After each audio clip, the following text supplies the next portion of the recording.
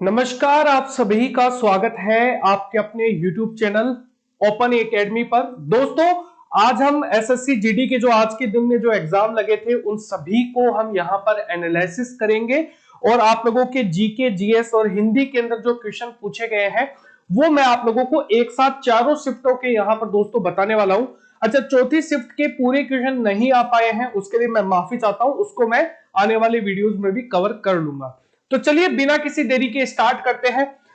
दोस्तों, आज 20 फरवरी का आप लोगों का एसएससी जीडी का जो एग्जाम है उसके बारे में हम यहां पर चारों शिफ्टों के एनालिसिस यहां पर कवर करेंगे। ठीक है, आप लोगों का पहला ही क्वेश्चन जो है वो आप लोगों को दोस्तों देखने को मिले था कि आधुनिक का विलोम शब्द क्या होगा। दोस्तों, आधुनिक का विलोम शब्द जो है वो क्या होता है, वो होता है प्राचीन। यानी कि आप लोगों के लिए क्या हो जाएगा, आधुनिक का क्या हो जाएगा विलोम शब्द प्राचीन। दोस्तों, आप लोगों को देखने को मिलेगा। अगला क्वेश्चन देखो, यहां पर आप लोगों को बोला गया है छल्ली कर देना, यानी कि छल्ली करना। आप लोगों ने बहुत बार छल्ली करने का मतलब सुना होगा, दिल दुखाना किसी को, ठीक है, किसी की दिल की धज्जियां उड़ा देना। ठीक है, जैसे कि कोई लड़का लड़की को प्रपोज कर देता है और लड़की उसको दो चार बार सुना देती है तो लड़के का जो दिल है ना वो क्या हो जाएगा, इस टाइम पे छल्ली हो जाएगा। तो छल्ली करना यानी कि दिल दुखाना आप लोग कह सकते हैं, या फिर बुरी बात कह देना आप लोग कह सकते हैं। तो ये एक मुहावरा है जिसका अर्थ आप लोगों को हिंदी के अंदर ये पूछा गया था। ठीक है, अगला क्वेश्चन देखो, कांटे का पर्यायवाची क्या होगा। दोस्तों, कांटे का पर्यायवाची जो है वो बहुत सारे होते हैं, जैसे कि कंटक होता है, खार होता है, शूल होता है, इसके अलावा सुई होता है, इसके अलावा यहां पर अंकुड़ी दोस्तों आप लोगों को देखने को मिलता है। अंकुड़ी जो है ये काफी एग्जाम्स में दोस्तों, पुराने एग्जाम्स में पूछा गया है, तो आप लोगों को ये एक तो काफी ध्यान रखना ही पड़ेगा। ठीक है, और बाकी भी आप लोग ध्यान रखिएगा। अच्छा, बच्चों को गर्म गाय का दूध पिलाओ, वाक्य को शुद्ध करिए। अब ये क्वेश्चन आप लोगों की हिंदी में पूछा गया था। भाई, गर्म गाय का दूध थोड़ी ना होता है, गाय का गर्म दूध होता है। तो ये वाक्य कैसे बनेगा, बच्चों को गाय का गर्म दूध पिलाओ। ठीक है, इसको ध्यान रखना है, काफी इजी पेपर था आज का। अगर आप देखेंगे, वर्तमान में भारत के सीसीआई यानी कि भारतीय प्रतिस्पर्धा आयोग जो है, इसके यहां पर क्या है, यहां पर एग्जीक्यूटिव दोस्तों कौन बनी है, तो यहां पर आप लोगों को ध्यान में रखना है रवनीत कौर आप लोगों को दोस्तों देखने को मिलेगा। अच्छा, अगर हम सीसीआई की बात करें, इसकी स्थापना कब हुई थी, तो 2003 के अंदर दोस्तों इसकी स्थापना जो है वो हुई थी। क्लियर है। अगला क्वेश्चन देखो, रंगा स्वामी कप जो है ये किस खेल से संबंधित है। दोस्तों, रंगा स्वामी जो कप है इसकी शुरुआत 1928 के अंदर दोस्तों हुई थी, और ये कौन से इसका है, कौन से खेल से संबंधित है, तो याद रखना हॉकी से। किससे रिलेटेड है, हॉकी से दोस्तों आप लोगों को यहां पर ये रिलेटेड देखने को मिलेगा। अगला क्वेश्चन पूछा गया था एशियन गेम्स में। देखिए दोस्तों, एशियन गेम्स का जो आयोजन है दोस्तों ये कहां पर किया गया। अच्छा, स्पोर्ट्स के रिगार्डिंग भी आप लोगों के क्वेश्चन जो है वो पूछे जा रहे हैं, तो ये इंपॉर्टेंट हो जाएगा। ठीक है, एशियन गेम्स का जो आयोजन है ये चाइना के अंदर दोस्तों किया गया था। क्लियर है। अगला देखो, बिरजू महाराज। देखो, बिरजू महाराज का किस नृत्य से संबंध है, ये भी एग्जाम में पूछा जा सकता है, तो याद रखना कथक नृत्य। और किस घराने से है, तो ये आप लोगों को सुबह की शिफ्ट में पूछा गया था, और मैंने आप लोगों को बताया था लखनऊ घराने से। किस घराने से, लखनऊ घराने से दोस्तों इसका संबंध आप लोगों को देखने को मिलता है। क्लियर है। अगला क्वेश्चन जो है वो आया था, ज्योतिबा फूले के द्वारा किस संस्थान की स्थापना की गई। दोस्तों, ज्योतिबा फूले ने सत्याशोधन समाज की स्थापना करी थी, और यहां पर क्या हो जाएगा, सत्याशोधन समाज दोस्तों आप लोगों को देखने को मिलेगा। अगला देखो, साहित्य अकादमी पुरस्कार 2023 किसके द्वारा यहां पर किसे दिया गया है। दोस्तों, ये आप लोगों का पूछा गया था, तो इंग्लिश के बारे में सुबह पूछा गया था। रेक्यूम इन रागा जानकी, जिन्होंने यहां पर नोवेल लिखी है, जिनका नाम क्या है, नीलम शरण गौर जो है दोस्तों, इन्होंने यहां पर ये बुक जो है वो लिखी है, और इन्हीं को यहां पर दिया गया था। तो ये जो क्वेश्चन है ना, मैं क्लियर कर देता हूं, ये इंग्लिश से रिलेटेड था सुबह एग्जाम के अंदर। ठीक है।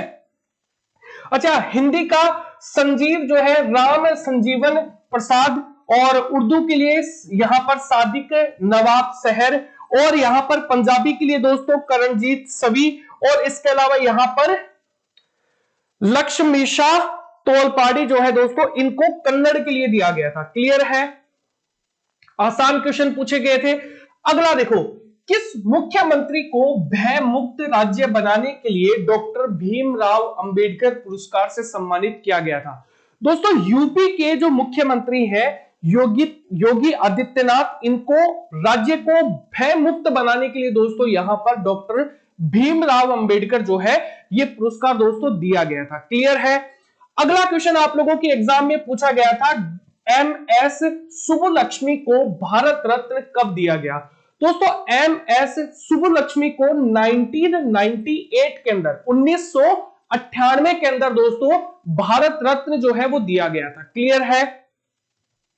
अगला क्वेश्चन देखो, मेंडलीव का आवर्त सारणी तत्वों के परमाणु पर आधारित है, तो यहां पर ये क्या होगा? द्रव्यमान पर। किस पर आधारित है मेंडलीव की? तो द्रव्यमान पर दोस्तों यहां पर आवर्त सारणी जो है वो आधारित है। क्लियर है। अगला देखो, भारतीय उपमहाद्वीप में कौन सी भाषा बोली जाती है? दोस्तों ये काफी सारे ये जो क्वेश्चन है काफी इंपॉर्टेंट है। भारतीय उपमहाद्वीप की अगर बात की जाए तो यहां पर हिंदी, तेलुगु, मराठी भी बोली जाती है, तमिल भी बोली जाती है, उर्दू भी बोली जाती है, बंगाली भी बोली जाती है। तो बहुत सारी भाषाएं जो है दोस्तों वो आप लोगों को देखने को मिलेगा। गुजराती भी यहां पर बोली जाती है। क्लियर है। अगला क्वेश्चन उच्च न्यायालय से रिलेटेड था। देखो उच्च न्यायालय के न्यायाधीशों को हटाने की प्रक्रिया कैसी है? उच्च न्यायालय के जो न्यायाधीश है उनको महाभियोग के जरिए हटाया जाता है, और ये कठिन प्रक्रिया हो जाएगी। ठीक है, महाभियोग जो है उसके तहत अगर हटाया जाता है तो ये क्या होगी? ये एक कठिन प्रक्रिया जो है वो आप लोगों को दोस्तों देखने को मिलती है। क्लियर है। अगला क्वेश्चन देखो, स्थिर विलोम शब्द का क्या होगा? यहां पर स्थिर का जो विलोम शब्द है वो क्या होगा? तो याद रखना अस्थिर जो है दोस्तों वो आप लोगों को देखने को मिलेगा। क्लियर है। देखो नश्वर का विलोम शब्द क्या है? नश्वर जो है इसका विलोम शब्द क्या होगा? शाश्वत। क्या होगा?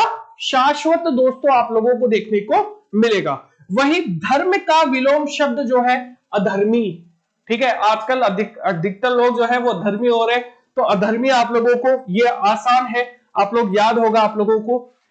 अगला क्वेश्चन है, उदार का पर्यायवाची जो है वो आप लोगों को क्या देखने को मिलेगा? दोस्तों उदार के बहुत सारे पर्यायवाची शब्द हैं, जैसे कि अगर हम बात करें सीधा, इसके अलावा शिष्ट, यहां पर विनीत आप लोगों को यहां पर देखने को मिलेगा, इसके अलावा दरिया दिल आप लोगों को दोस्तों देखने को मिलेगा, इसके अलावा शिर निधि आप लोगों को देखने को मिलेगा। तो बहुत सारे हैं। सरल आप लोगों को देखने को मिलेगा, सीधा देखने को मिलेगा। ठीक है। अगला देखो, अगला क्वेश्चन है, अलादीन का चिराग जो है, इस मुहावरे का, अलादीन का चिराग, इस मुहावरे का अर्थ क्या होता है? इस मुहावरे का अर्थ होता है कोई ऐसी चीज मिल जाना जिससे क्या हो, जो भी आप मांगो ना वो पूरा हो जाए। ठीक है, कई बार कहते हैं ना यार कि इसके पास तो अलादीन का चिराग है ना, जो भी चाहता है पहली बार में, जैसे कि आईफोन चाहिए तो ले आया अगले दिन ही, कोई गैजेट देख लिया अगले दिन ही ले आया, कार देख ली अगले दिन ही ले आया। तो इसका मतलब क्या हो गया? उसके पास क्या होगा? अलादीन का चिराग होगा, जो चाहिए वही मिल जाता है। ठीक है। अगला क्वेश्चन देखो क्या है। देखो झांसा देना मुहावरे का अर्थ क्या होगा? दोस्तों झांसा देने का मतलब क्या होगा? झांसा देना जो है धोखा करना किसी से। ठीक है, किसी से यहां पर क्या होगा? किसी को यहां पर क्या होगा? यहां पर बहकाना आप लोग कह सकते हैं, अपना काम निकालने के लिए किसी को यहां पर बहकाना होगा। ठीक है, तो ये इंपॉर्टेंट क्वेश्चन है। अगला देखो, अनेक शब्दों के लिए एक शब्द आप लोगों को बताना है। ठीक है, एक शब्द बताना है। क्या आया था? हाथों से लिखी प्रति जो है दोस्तों वो क्या होगी? हाथों को ना दोस्तों क्या बोला जाता है? हाथों को बोला जाता है पांडु। क्या बोला जाता है? हाथों को पांडु बोला जाता है। तो इसे क्या बोला जाएगा? पांडु लिपि। ये एग्जाम में ना पूछा जा सकता है आगे भी। ठीक है, और एक हो जाएगा हस्तलिपि। ठीक है, तो दोनों ही चीजें जो है दोस्तों वो आप लोगों को ध्यान में रखनी है। क्लियर है। अच्छा, अगला क्वेश्चन देखो, काफी अच्छा और इंपॉर्टेंट क्वेश्चन है। देखो पन्नालाल घोष का संबंध किस वाद्य यंत्र से है? दोस्तों पन्नालाल घोष जो है ये बांसुरी वादक आप लोगों को देखने को मिलते हैं। कुछ अन्य वादक भी मैंने लिए हैं, जैसे कि अगर आपको पूछे संतूर वादक कौन है, तो यहां पर तरुण भट्टाचार्य जो है दोस्तों, आप इनका नाम जानते हैं। इसके अलावा सरोद वादक आप लोगों से पूछा जा सकता है, तो अली अकबर खान आप लोगों को दोस्तों देखने को मिलेंगे, ठीक है। इसके अलावा सितार वादक आप लोगों को दोस्तों पूछा जाता है, तो विलायत खां जो है वो आप लोगों को देखने को मिलेंगे दोस्तों, ठीक है। अगला देखो 2011 की जनगणना। अच्छा ये दो शिफ्टों में पूछा गया था, लेकिन दोनों ही क्वेश्चन अलग थे। लेकिन जब मैंने ये एनालिसिस करवाया था तो मैंने आप लोगों को 2-3 आंकड़े एक साथ बता दिए थे। अब क्वेश्चन क्या आया था अगली शिफ्ट में वो भी बताता हूं। देखो 2011 की जनगणना के अनुसार सर्वाधिक महिला साक्षरता जो है ये किस राज्य की है? दोस्तों ये देखने को मिलेगी आप लोगों को केरल की। अगर हम एवरेज बात करें दोस्तों तो ये है 94। अगर महिलाओं की पूछी जाए तो है 92, और अगर आप लोगों को पुरुषों की पूछी जाए तो आप लोगों को ध्यान में रखना है 96, और आप लोगों के लिए एवरेज कितना हो जाएगा? एवरेज हो जाएगा दोस्तों 94। पहले इस क्वेश्चन में तो महिला से रिलेटेड पूछा गया था, तो ये तो हो जाएगा, और अगले शिफ्ट के अंदर पूछा गया था एवरेज, तो 94 हो जाएगा, तो भी क्या होगा? केरल ही राइट आंसर होगा। अच्छा इससे संबंधित कुछ जनगणना से रिलेटेड कुछ क्वेश्चन है। सर्वाधिक जनसंख्या घनत्व वाला राज्य कौन सा है? बिहार आप लोगों को देखने को मिलेगा।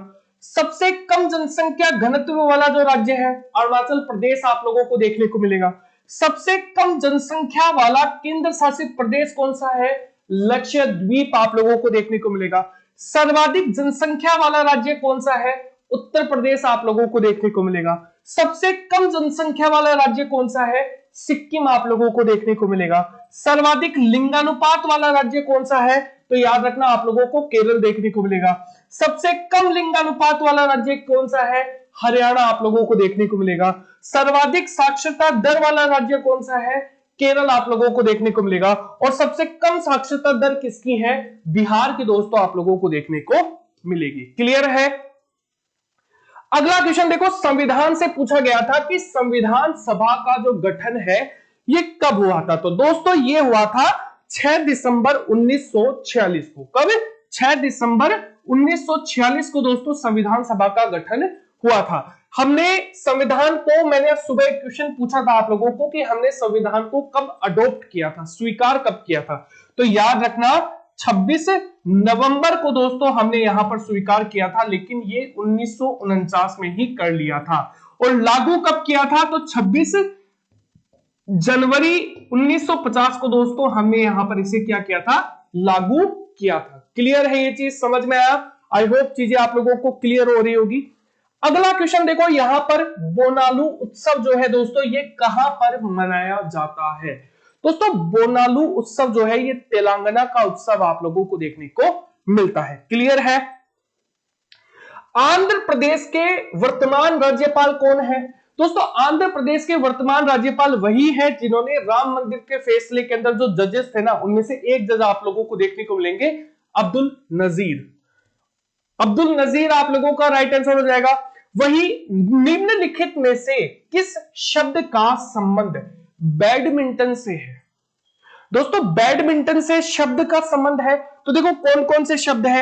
एक तो है यहां पर शटलकॉक, एक है यहां पर स्मैश, एक है यहां पर ड्रॉप, एक है नेट, एक है डबल्स, एक है सिंगल्स। ठीक है, ये बहुत सारे शब्द हैं जो यहां पर पूछे जाते हैं। अगला देखो, अगला क्वेश्चन क्या है। देखो यहां पर विधानसभा में एंग्लो इंडियंस, अच्छा विधानसभा में एंग्लो इंडियंस की नियुक्ति कौन करता है? तो याद रखना राज्यपाल। कौन करता है? राज्यपाल जो है दोस्तों वो करता है। लेकिन एंग्लो इंडियंस को यहां पर हमने समाप्त कर दिया है। जो हमारा कॉन्स्टिट्यूशन अमेंडमेंट था 104 104वां कॉन्स्टिट्यूशन अमेंडमेंट 2019 में जो हमने किया था, उसमें हमने एंग्लो इंडियन से संबंधित प्रावधानों को खत्म कर दिया है। ठीक है, का संबंध कौन से अनुच्छेद से है? तो याद रखना 333 से दोस्तों आप लोगों को देखने को मिलेगा। क्लियर है? भारत के दूसरे सीडीएस, चलो एक क्वेश्चन मैं आप लोगों से कमेंट सेक्शन में पूछता हूं कि कौन है, प्रथम कौन है बताओ? CDS chief of defence staff कौन है, क्योंकि सेकंड कौन है दोस्तों, तो आप लोगों को यहां पर ध्यान होगा अनिल चौहान, दोस्तों आप लोगों को पता है, क्लियर है। अगला देखो, अगला क्वेश्चन क्या है, देखो यहां पर लिएंडर पेस का संबंध किस खेल से है। दोस्तों ये क्वेश्चन है ना 2 बार रिपीट हुआ है, दूसरी शिफ्ट में और तीसरी शिफ्ट में। तो यहां पर ये टेनिस खेलते हैं दोस्तों, क्या खेलते हैं, टेनिस जो है वो आप लोगों को देखने को मिलते हैं। इनमें से कौन सी शब्दावली का संबंध क्रिकेट से है, तो बहुत सारे यार, क्रिकेट क्रिकेट तो आप सभी लोग देखते होंगे। एक तो है यहां पर maiden over, follow on, rubber, यहां पर एसेज, कैच, बॉल, ठीक है। इसके अलावा stump out, run out, LBW, hit wicket, not out, no ball, ये सारे हैं, बहुत सारे हैं ना। तो ये चीज आप लोगों को ध्यान रखना है। अगला देखो, अगला क्वेश्चन क्या है, ध्वनि का मात्रक क्या है। आप सभी को ध्वनि के मात्रक के बारे में पता होगा। डेसिबल जो है दोस्तों वो ध्वनि का क्या होता है, मात्रक होता है। मनुष्य कितने हर्टेज तक की ध्वनि सुन सकता है, तो याद रखना 20 से और 20,000 हर्टेज तक की ध्वनि जो है वो सुन सकता है। और अगर हम हर्ट्ज की बात करें, आवर्ती की बात करें, तो इसका जो यहां पर आवर्ती की जो है वो यहां पर इसकी ऐसा यूनिट क्या है, तो यहां पर हर्टेज जो है दोस्तों वो आप लोगों को देखने को मिलती है, ठीक है। 20 डिग्री सेल्सियस पर शुष्क हवा में ध्वनि की गति जो है वो 343 मीटर सेकेंड आप लोगों को देखने को मिलती है, क्लियर है।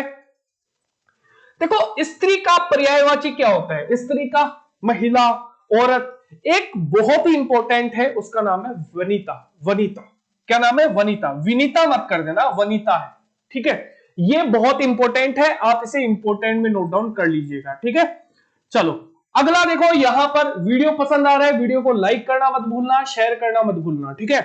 अपना उल्लू सीधा करना, इस मुहावरे का अर्थ क्या होता है दोस्तों, अपना उल्लू सीधा करना, यानी कि अपने मतलब को यहां पर सिद्ध होते, यहां पर अपना मतलब सिद्ध करना क्या होता है, अपना मतलब जो है वो सिद्ध करना जो है अपना उल्लू सीधा करना होता है, ठीक है।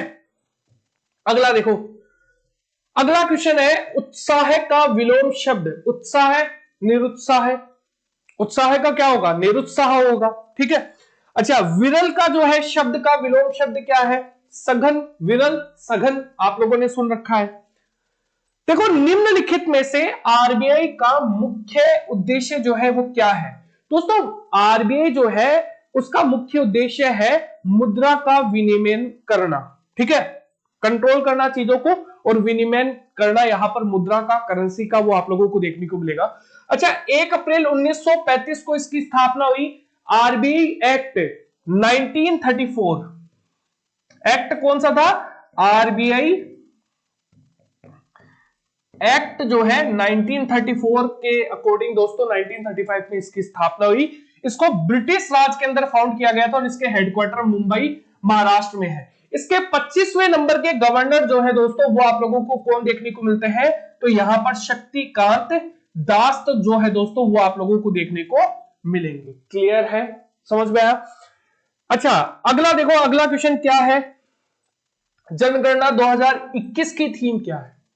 दोस्तों ये क्या है, जन भागीदारी से जन कल्याण, क्या है, जन भागीदारी से जन कल्याण, दोस्तों आप लोगों को देखने को मिलेगा।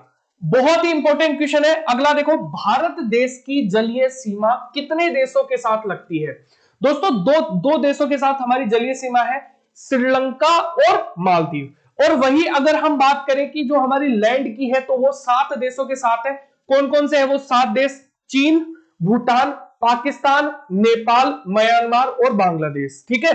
तो ये क्वेश्चन भी आप लोग ध्यान रखेंगे। जनगणना 2021 के अनुसार सर्वाधिक साक्षरता दर किस राज्य की है, ये क्वेश्चन मैंने ऑलरेडी करवाया हुआ है, आपको बताया था अभी थोड़ी देर पहले कि भाई सेकंड शिफ्ट थर्ड शिफ्ट में भी अब यहां पर आया है। तो केरल 19% जो है वो मैंने आप लोगों को बताया था, क्लियर है। अगला देखो, आईआईटी की स्थापना किस पंचायती राज व्यवस्था के तहत हुई है, आप सभी को इस बारे में पता है। देखो पंचवर्षीय योजना जो है दोस्तों वो आप लोगों को पता होगी, योजना आयोग इसको रेगुलेट करता है, करता था, ठीक है, योजना आयोग। अच्छा, योजना आयोग को खत्म कर दिया गया है 2015 में और इसके स्थान पर क्या हो गया है, नीति आयोग जो है दोस्तों इसकी स्थापना की गई है, अच्छा, दोनों के ही जो अध्यक्ष हैं वो कौन होते हैं? तो याद रखना पीएम, देश का क्या होता है? प्रधानमंत्री अध्यक्ष होता है। अब आईआईटी की स्थापना, पहली पंचवर्षीय योजना जो 1951 से स्टार्ट हुई थी और 1956 तक चली थी, ठीक है। पहली योजना जो है दोस्तों वो चली थी, अध्यक्ष थे जवाहरलाल नेहरू। अच्छा, उपाध्यक्ष पूछा गए थे पिछली बार, तो याद रखना गुलजारी लाल नंदा, आप लोगों को ध्यान रखना है। और आदर्श वाक्य है कृषि का विकास। अच्छा, पंचवर्षीय जो योजनाएं हैं वो हमने कहां से अडॉप्ट की थी? यूएसएसआर, ये ध्यान रख लेना, ठीक है। तो ये चीज आप लोगों के लिए इंपॉर्टेंट है। अगला देखो, बुंदू-खा का संबंध जो है यहां पर, ये किस वाद्य यंत्र से आप लोगों को देखने को मिलता है?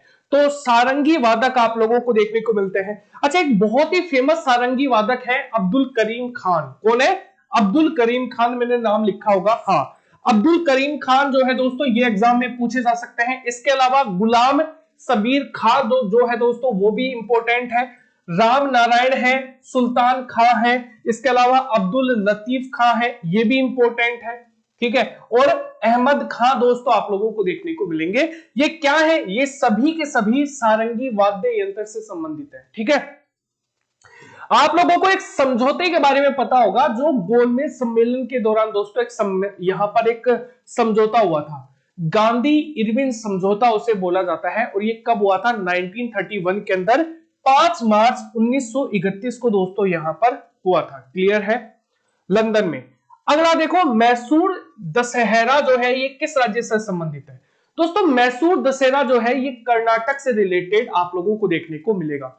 यहां पर और बहुत सारे जो फेस्टिवल है, जैसे कि उगादी हो गया, इसके अलावा श्री विथप्पा मेला जो है वो काफी फेमस है ना। इसके अलावा यहां पर कर्नाटक राज्योत्सव आप लोगों को देखने को मिलेगा। हम्पी महोत्सव इंपोर्टेंट है, उगादी इंपोर्टेंट है, इसके अलावा यहां पर वीरामंडी महोत्सव इंपोर्टेंट है, ठीक है।